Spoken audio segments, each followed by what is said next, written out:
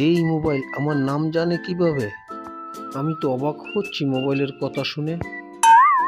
এইটা কি আমার সাথে কথা বলছে, না অন্য কেউ আমার সাথে কথা বলছে? আম্মা, মোবাইলে জিন ঢুকছে। মা, মোবাইলে কয় কি?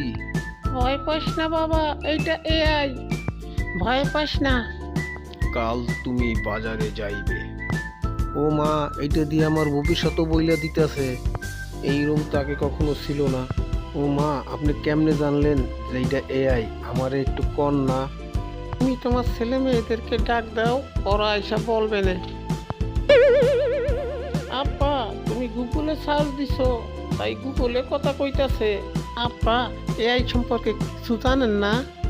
আমি ভাবছিলাম জিন, মোবাইলে জিনে ধরছে। আগে আমাকে চার্জ দাও, তারপর আমার সাথে কথা বলো।